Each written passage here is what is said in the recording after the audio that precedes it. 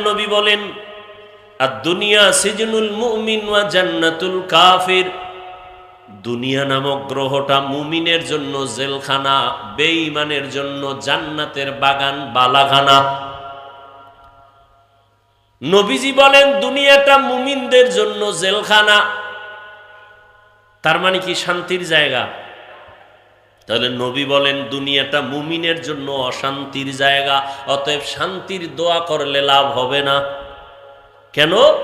মুমিন দুনিয়ায় অশান্তির বেড়াজালে থাকবে, শান্তি পাবে মরণের পর, যেই শান্তি আর শেষ হবে না। বেঈমান যারা আখিরাত চায় না, দুনিয়া চায়, আল্লাহ ওদের দুনিয়াতে শান্তি দিবেন, মরণের পরে শাস্তি শুরু হবে আর শেষ হবে না। মুমিনের জন্য দুনিয়াটা জেলখানার মতো। জেলখানার সাথে মুমিনকে আল্লাহর রসুল উদাহরণ দিলেন কেন? বলে জেলখানার ভেতরে কেউ ইচ্ছা করে যেতে চায়, ঠিক যারা আসল মুমিন তারা দুনিয়া নামক জায়গায় ইচ্ছা করে থাকতে চাইবে না। তারা চাইবে আল্লাহ তোমার কাছে তাড়াতাড়ি যাব। জেলখানায় ঢোকার পরে ওই মানুষ আর নিজের স্বাধীনভাবে চলতে পারে না। ঠিক যারা দুনিয়াতে আসল মুমিন তারা জমিনে স্বাধীনভাবে চলতে পারবে না। জেলখানায় থাকা আসামির মনে চাইলে ক্ষুধা লাগছে খানা খাইতে পারবে না, পারবে? মনে চাইলে পাও দিয়ে যে কোনো জায়গায় যেতেও পারবে না। যারা আল্লাহর প্রিয় আশিক এরা দুনিয়া নামক জায়গায় থাকিয়া খানা পাইলেই খাইতে পারবে না। আসল মুমিন খানা পাওয়ার আগে চিন্তা করবে খানাটা আমার জন্য হালাল নাকি হারাম। আর সান্দাবাজার ধান্দাবাজেরা চিন্তা করবে না, এরা বলবে দেও দেও, সুদ বুঝি না, ঘুষ বুঝি না, লাভ আছে দেও। দেখেন না এলাকায় কিছু কুলাঙ্গার আছে, কুলাঙ্গার। দোয়া করতেছি, দোয়া। এলাকায় কিছু কি আছে? যদি কোনো গরিব গিয়া কয় কানে কানে আমার ৫,০০০ টাকা দেন, আমি খুব অভাবে আছি, কোরবানির ঈদের সময় আমাকে দেন না, বাচ্চা নিয়ে অন্তত একটা মুরগি কিনিয়ে কোনো রকম একটু বাচ্চাদের আনন্দ দেই। বড় লোকের কাছে গিয়েছে পর নাই নাই নাই নাই টাকা নাই, কি নাই? অন্য কানে গিয়া কয় সুদে দিবেন নি, সুদে ১ লাখ দিব, ১ লাখ। কয় লাখ? কথাটা বানায় বলছি। এরকম কুলাঙ্গারে সমাজে আছে না নাই? ওরা মানুষ না কুলাঙ্গার? ওই বিষয় বয়ান করমু। আবার কইব কুলাঙ্গার বললাম কেন? ওরে আল্লাহ তো তোরে কইছে যে তুই রেডি থাক, তোর সাথে আমি আল্লাহ যুদ্ধ করব। এবার বুঝেন তো আল্লাহ কতটা রাগ তার সাথে। আল্লাহ নিজে যুদ্ধ করবেন, কতটা রাগ। আল্লাহ পাক ২ দল মানুষের সাথে নিজে যুদ্ধের ওয়াদা দিছেন, আমি এবং আমার রসুল সহ যুদ্ধ করব ২ দল নাফরমানের সাথে। এক দলের কথা আছে কোরআনে, আর এক দলের কথা আছে বুখারী শরীফে। কোরআনে যেই দলের নাম আছে এরা সুদখোর, কি খোর? আর বুখারী শরীফে যাদের কথা আছে এরা ওলিয়া উলিয়ার দুশ্মন। আছে না আমাদের সমাজে বলে আমরা ওলিয়া উলিয়া মানি না। আল্লাহ কয় রেডি থাক, আমি আল্লাহ যুদ্ধ করব তোর সাথে। এই জন্য আমি সারা বাংলাদেশে চিৎকার করে বলি যারা ওলিয়া উলিয়া মানে না, ওরা কোরআন মানে না, বুখারী মানে না, ওরা ভণ্ড। ওদের যারা ভণ্ড বলে না তারাও ভণ্ড।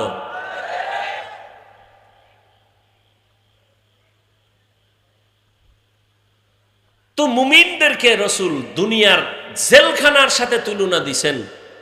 দুনিয়ার কোনো মূল্য নাই।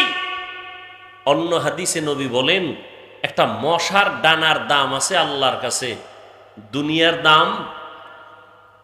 এই কথা যদি নবী বলেই থাকেন, অবশ্যই বলেছেন, তাহলে দুনিয়াতে আল্লাহ পাঠাইলেন কেন? দুনিয়াতে আল্লাহ পাঠাইছেন দুনিয়ায় থাকার জন্য না, আখিরাতের ওই কাজটা এখান থেকে করে নাও। যেমন আমি উদাহরণটা এমন ভাবে দেই, দুপুরবেলা আপনার বাড়িতে মেহমান আসবে, বাবায় দ্রুত সকাল ৯টায় ছেলেকে টাকা দিয়ে বলে যাও পাশের বাজার আছে, কি বাজার? হ্যাঁ বলবে যাও সেখানে যাও, গিয়ে বড় মাছ কিনে আনো, ডাল চাল নিয়ে আসো, 10টা 11টার মধ্যে নিয়ে আসবা, রান্না হবে, মেহমান আসবে, দুপুরে খাবে। ছেলে বাজারে যায় না, মা বাবায় দেয় না, পরিবেশ ভালো না, আজকে ঠেকায় ফিরা দিছে, জরুরত সাইরা চইলা আবি। টাকা যখন দিছে ছেলে পকেটে নিয়ে দৌড়, হোমনা বাজারে যাইয়া মনে করছে চাল ডাল মাছ নিয়ে দৌড়ায় চলে আসবো, কিন্তু গিয়া দেখে সেখানে লাল রঙের নীল রঙের বাতি জ্বলে আর নাচ গান চলে। ওই সুন্দর নাচ গান দেখা দাঁড়ায় দেখতেছে, কি সুন্দর বাতি জ্বলতেছে, নাচতেছে, ঢোলের আওয়াজ, হারমোনিয়ামের আওয়াজ, একতারার আওয়াজ, খুব মজাই তো লাগে। ও মজায় মজায় মজায় দাঁড়ায়া দাঁড়ায়া গান শুনতে শুনতে, খেলা দেখতে দেখতে, রং বেরঙের রংমহল দেখতে দেখতে জোহরের আজান কানে আসছে। জিব্বায় কামড় দিয়ে কয় সর্বনাশ, বাড়িতে না মেহমান, বাজার নিয়ে যাব, আমার তো এই কাজে পাঠায় নাই, আসল কাজ ফালায়া নকল লয়ে বসে আছি, দৌড়। মাছ বাজারে গিয়ে কয় মাছ দাও, চাল দোকানে গিয়ে বলে চাল দাও, দেও দাও করতে না করতে পকেটে হাত দিয়ে দেখে টাকা হারায় গেছে। এবার মাথায় হাত দিয়ে কাঁদে, এদিকে বাবা একটা বড় লাঠি নিয়ে দাঁড়ায় আছে, আইলেই ফিডামু, বাজার আনলেও ফিডামু, না আনলে তো আরো ফিডামু। আল্লাহ তাআলা বলেন, এ গোলাম, আমি তোমাকে বানাইছি আমার ইবাদতের জন্য, গোলামির জন্য। قال رسول الله صلى الله عليه وآله وسلم الدنيا خلقت لكم وأنكم خلقتم للآخرة। দুনিয়াটা আমি তোমাদের গোলামির জন্য বানাইছি, আর তোমাকে আমি আল্লাহর গোলামির জন্য বানিয়েছি। আমার গোলামিটা করার জন্য একটা জায়গা নির্ধারণ করেছি, দুনিয়া। দুনিয়ায় যাইয়া আমার গোলামি করার পর দ্রুত তুমি আবার আমার বাড়ি আসো, থাকার জন্য না, তোমার আসল বাড়ি জান্নাত। দুনিয়া তোমার শুধু জরুরত সারবা, জরুরতটা সারা হয়ে গেলে চলে আসবা। এই জন্যই তো পৃথিবী নামক গ্রহটা আল্লাহ বানাইয়া প্রথম একটা ঘর বানাইছেন, বাইতুল্লাহ। إن أول بيت وضع للناس للذي ببكة مباركا وهدى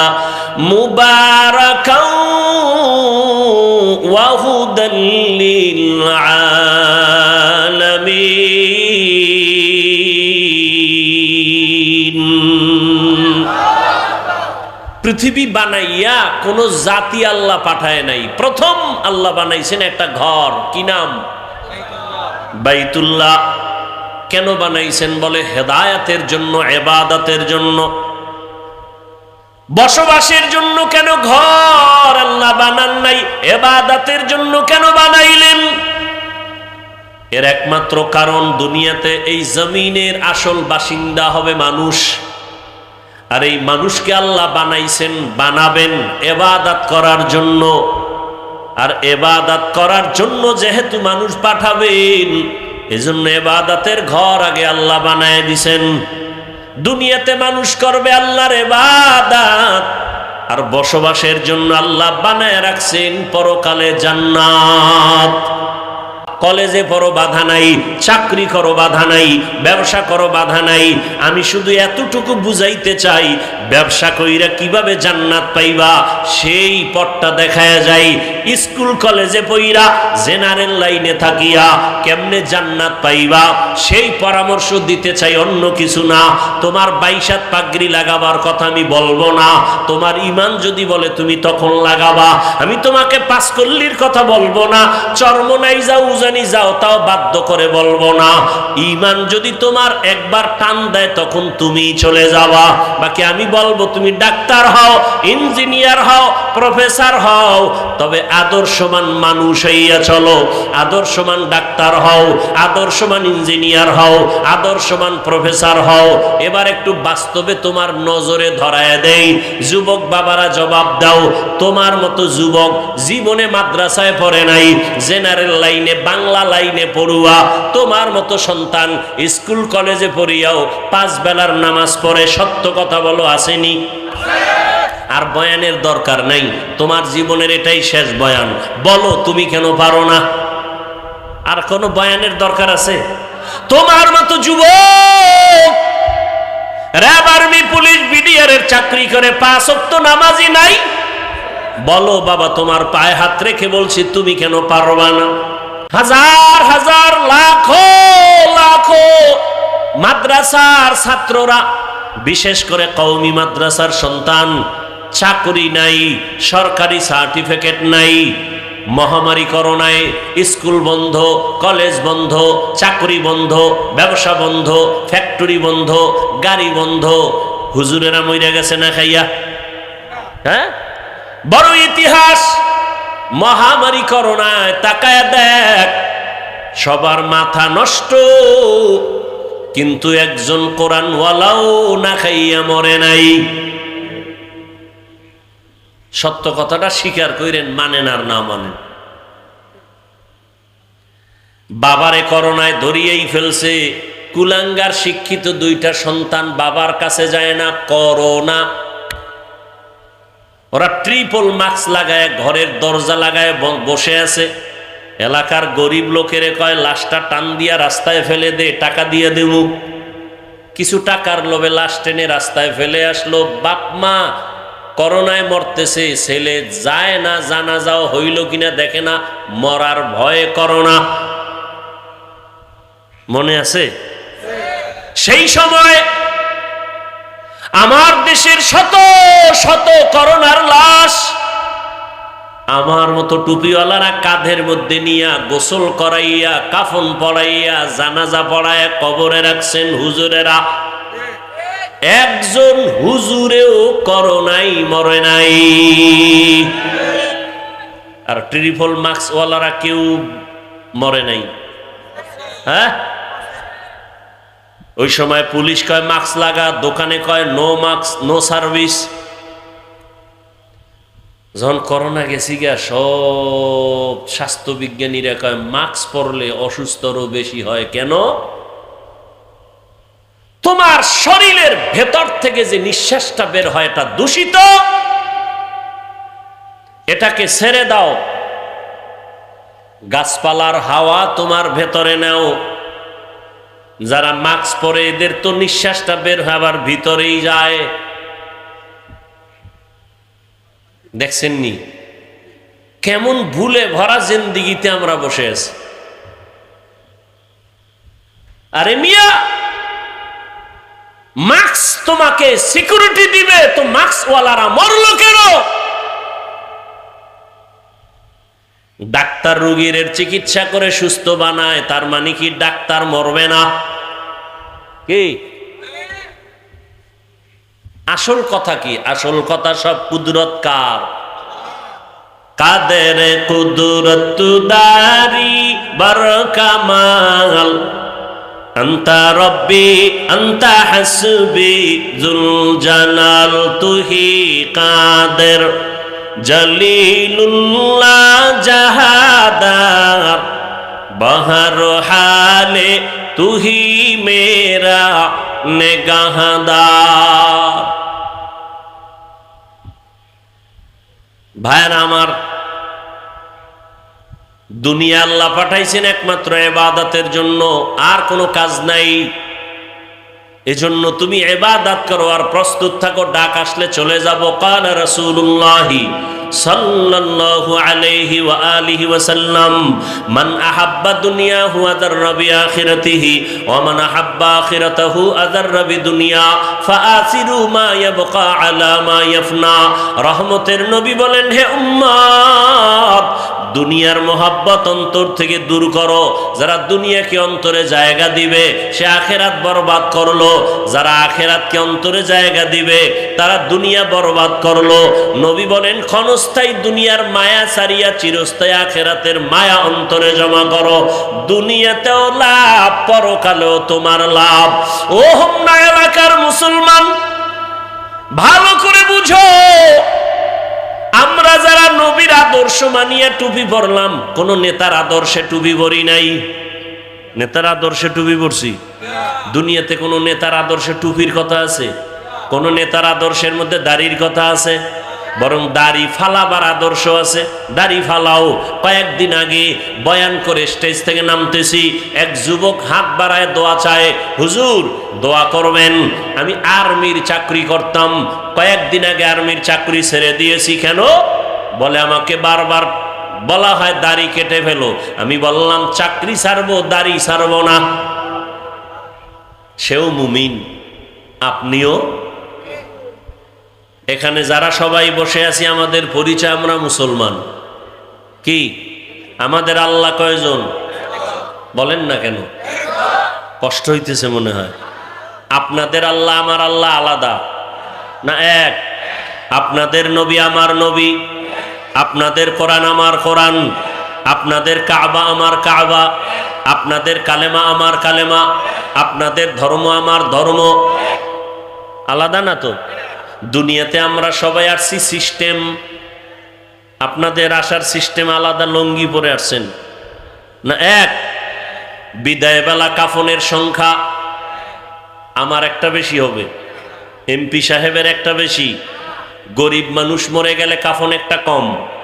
কে ধনী, কে গরিব, কে আলেম, কে মূর্খ, সবার বেলায় কাফনের সংখ্যা এক। পুরুষের 3টা, মহিলাদের 5টা। কালার হবে আলাদা। কাফনের কালার আলাদা না? আমাকে হুজুর গো কাফনের কালার একরকম, আপনাদের কালার আর এক রকম নাকি এক? কি কালার বলেন? সবুজ হবে না, কালো হবে না, লাল হবে না? কালার নিয়েও কিলাকিলি করে এই জাতি। চিন্তা করছেন কত বড় নিকৃষ্ট? কালার নিয়ে কিলাকিলি। তুমি সাদা টুপি দাও কেন? সবুজ লাগাও। সবুজওয়ালা বলে বাদ দাও, আবার এক দলকায় কালো লাগাও। কালার নিয়েও ঝগড়া।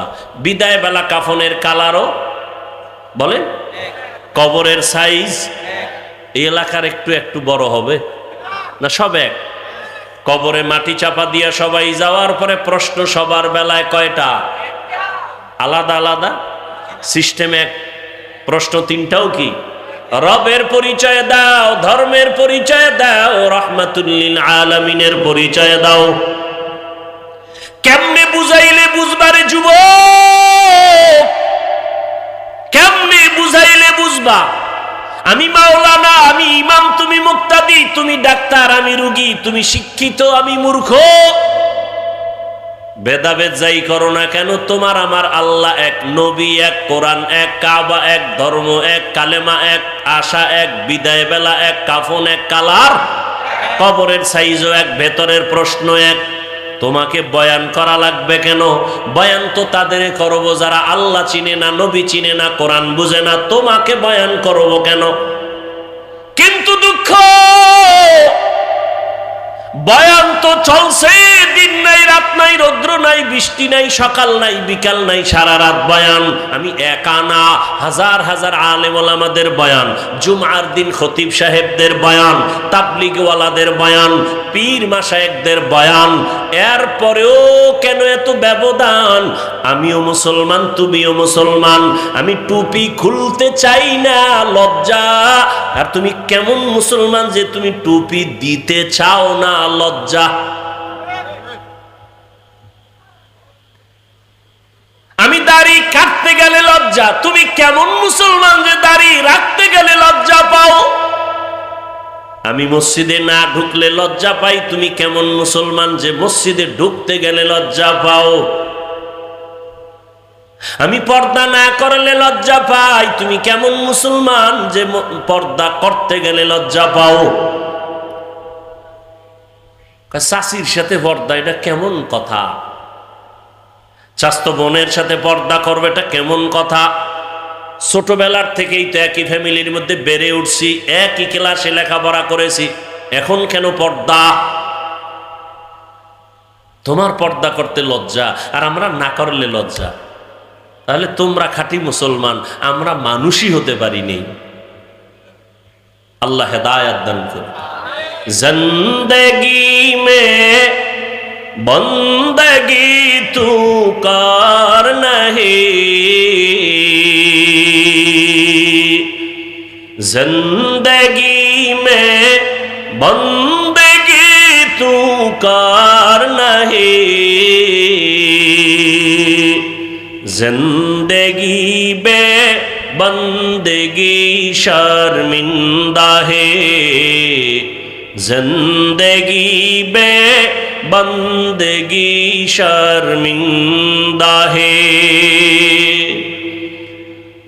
यहाँ हम सब मुसाफिर दिल ना लगा,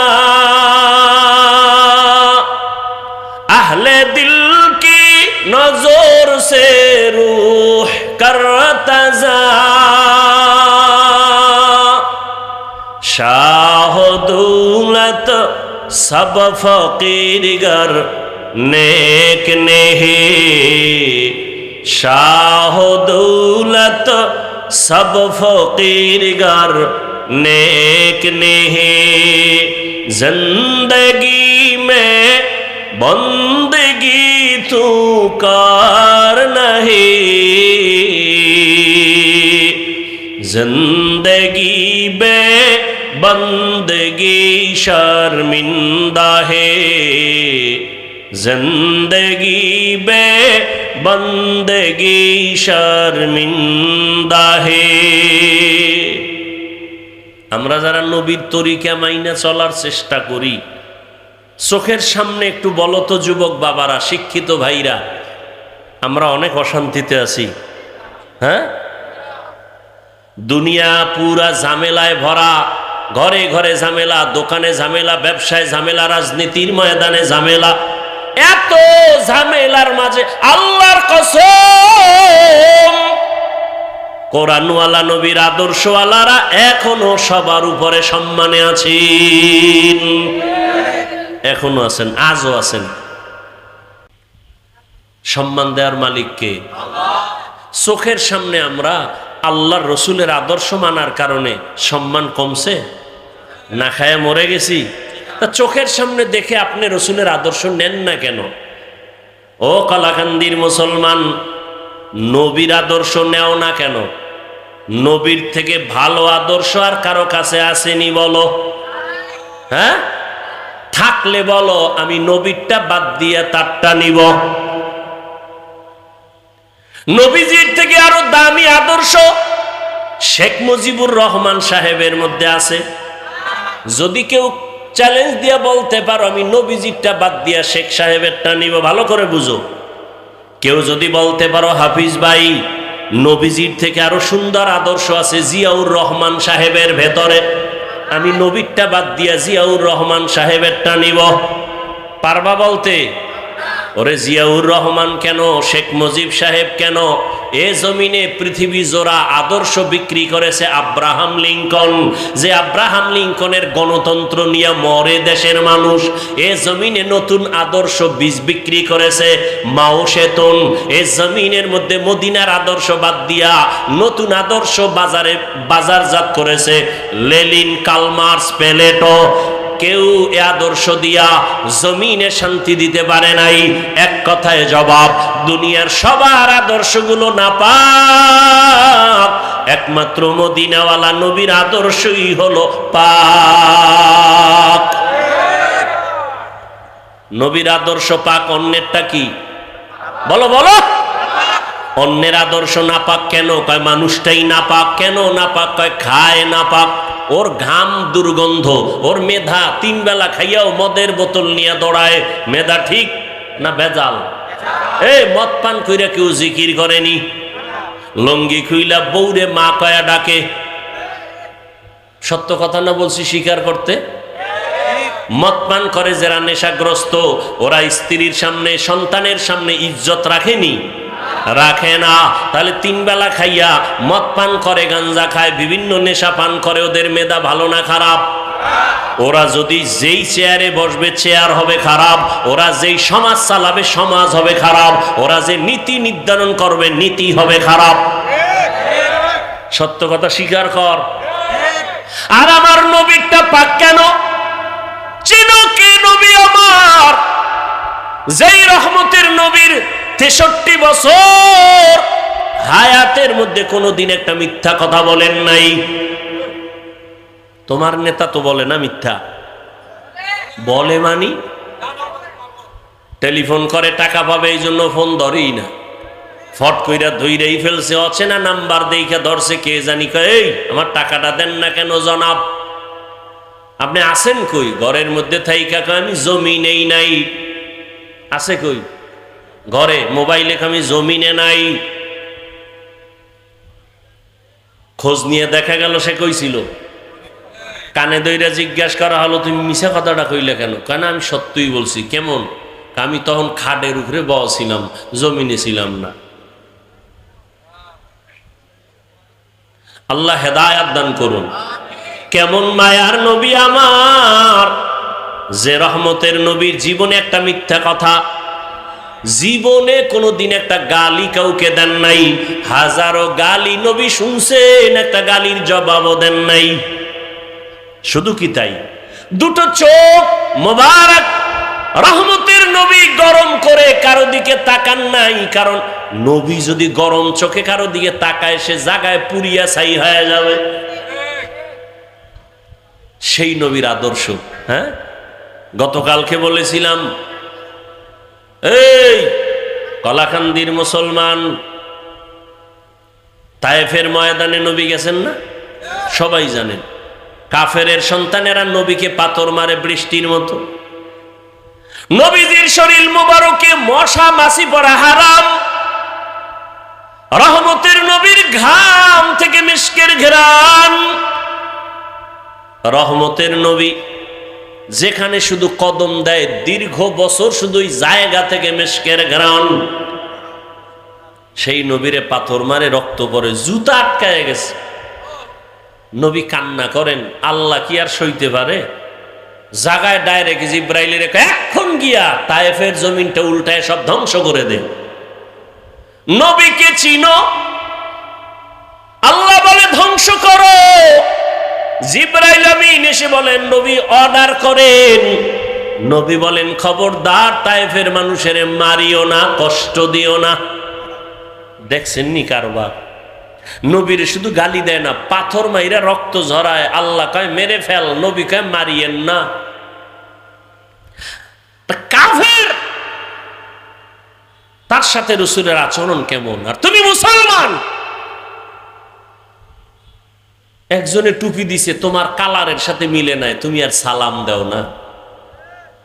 তুমি কত বড় রাসূলের দুশমন। তুমি 5 ওয়াক্ত নামাজ পড়ো, একজনে পড়ে না, তাকে হিংসা করো। তোমার কি ভয় লাগে না? তুমি নামাজ পড়িয়াও ওই লোকটার আগে জান্নাতে যেতে পারবা না, বরং ওই বেনামাজিটা মরার আগে তওবা করে তোমার আগে জান্নাতে যাবে। এত ভাব কেন অন্তরে? হিংসা কেন? রসুলের কাছে কাফের যাইতো না? বলেন, মুশরিক আসতো না? নবী কি লাথি মারতেন? তুমি কেন মুসলমানকে লাথি মেরে তাড়িয়ে দাও?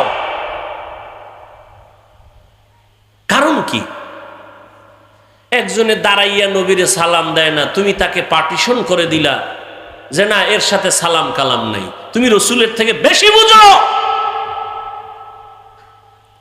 তোমাকে আদর্শ শিক্ষা কে দিয়েছে?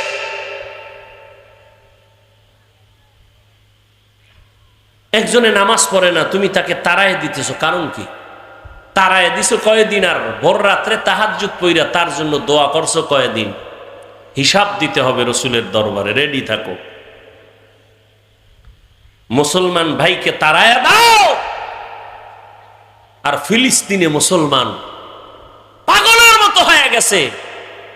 কিছুদিন আগে খানা ছিল, এখন কিচ্ছু নেই। পানি নাই, খানা নাই, মাও কাঁদে, বাবা কাঁদে, সন্তান কাঁদে। আর তুমি মুসলমানকে তাড়ায় দেওয়ার কিছু পশু চরিত্রের মানুষ সোনার বাংলায় বয়ে বয়ে কয় ফিলিস্তিনে মানুষ মরলে আমগো চিল্লাইলে লাভ কি? কত বড় কুলাঙ্গার এই সমাজে বসবাস করে, বলে ফিলিস্তিনে মানুষ মরে আমরা চিল্লাইলে লাভ কি? এরকম নাপাক অন্তরওয়ালা আছে না নাই? আল্লাহ হেদায়েত দান করুন। অথচ রসুল বলছেন পুরা মুসলমান এক দেহের বডির মতো, আল মুমিনুনা কা রাজুলিন ওয়াহিদিন।